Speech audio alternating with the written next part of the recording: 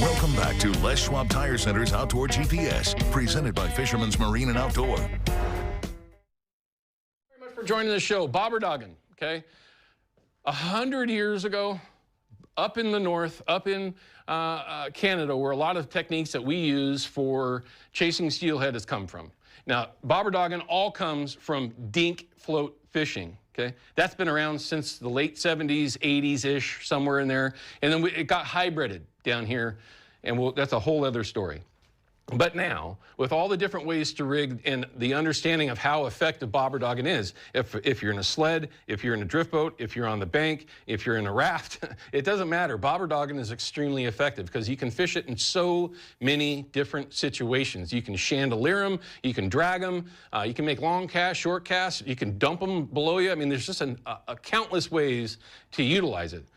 But there's a lot of different ways to set it up. So first, let's talk about how you got yours set up. Last year, because we kind of make this an annual thing, you kind of talked about this float here, a counterweighted float, that whenever it hits the water, it rolls over, and that actually worked. You can actually see that where it'll spin around. It'll always end up color up top. It'll always, and as a guide, you must love that, because you can see all that stuff. Well, unfortunately, you can't buy these yet. You gotta doctor them up yourself and counterbalance it, which again I like to do. I like to tinker with tackle, so I get out. Dr. Chris. I get out the can of spray paint. I get stuff a little skinny piece of pencil lead in the bottom end of the float, and you know, make them very colorful on top so that I can see them. And one thing we talked about earlier was that, you know, on dark days, chartreuse shows up really well. On bright days, red shows up better.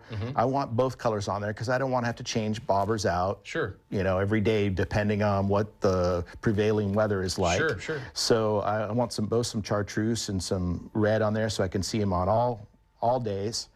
And lots of color on the top side of the float. I paint it light gray color on the bottom so it doesn't scare fish in low clear water conditions, especially if I'm fishing shallower runs and so on. Here's another thing I want to point out to people. Having a corky up above your actual float really helps out a lot. And the way that helps out is because sometimes you get a tangle going on down here. People cast out, they got a tangle on, they don't know it. But you know that if this corky slides all the way down to your bobber, you're fishing. If it's still out there in the current while you're fishing a quarter or halfway down the drift, you're tangled and you're not fishing. So what that corky does is it tells you that when it's down at the float, it tells you that you're fishing and your stuff's down on the bottom where it's supposed to be. So I found that extra corky in there is really important so that at least me and my customers know that you're fishing. And if I see that the corky hasn't matched up to the float, I say reel that back in and cast it out again. So that's been a very helpful thing. As a professional, you've been doing this for a minute, right? It's just nothing new for you targeting steelhead with clients. Bobber doggin, has that changed how you would say that you and your clients can either interact or be more successful? Has it made it easier with clients over the years? It has made it easier, the bobber being a strike indicator. It makes it not only feel but more visual. Yeah, I think people are able to see if the bobber sinks, if it drains real fast, do what I told you to do, and that's reel in a hurry and then set the hook.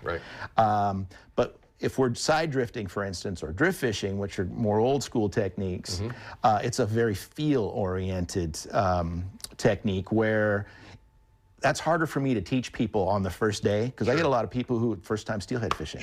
And it's harder for me to explain to them what that little tap, tap, tap, that little tug, tug, tug is. But I can tell people that, hey, if that bobber sinks, you got to react. And that's pretty easy for most people to pick up on. And I think most. Yeah. You would know. And I think that's why it's become so darn popular. And that's why myself and the guides that I fished with really gravitated to it a very long time ago was, again, the strike indicator. For us, it was little rivers up and down the coast, very small rivers. We were fishing short rods, fixed floats. This is the way that we kind of morphed it from the dink float technique, which actually, again, started the whole thing with bobber doggin. So the way that I'm running mine is just a fixed pegged with a toothpick. It's an old school West Coast float. Someday look to see a newer, modern version of this on the market. And then just a piece of pencil lead on the 30-pound braided line. Back in the day, it was all on mono. Once Tough Line first came out, the old black and white, we made that switch back then just because it just the amount of feel that you had, and you could get all your stuff back. If you broke your leaders off, fine, but you could always, you just never, this piece of pencil lead here, I guarantee is at least 3 or 4 years old. You just simply don't lose them.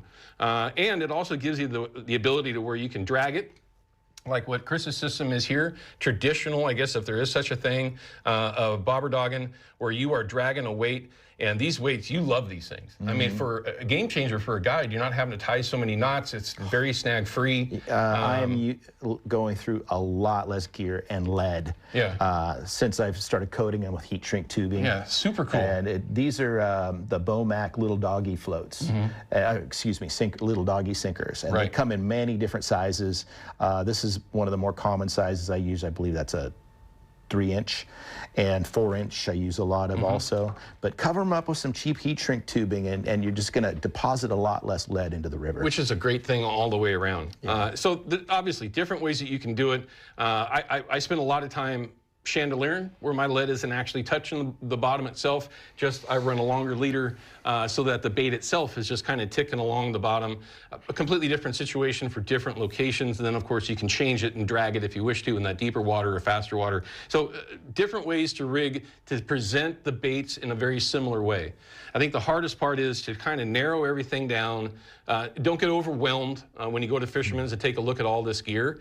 Just kind of figure out ways that you want to be proficient, right? If it's bobber and jig or bead fishing, if it's bobber dogging or if it's throwing spoons, if you're a drift boater, if it's pulling plugs, if you're relatively new, right? Pick 2 or 3 techniques and just get super good at them, and then start expanding from there, right? I mean, that's one of the ways that you can become a better steelhead angler. It is a very frustrating species, but there is nothing more rewarding and just flat out cool than a winter steelhead, again, in my own opinion.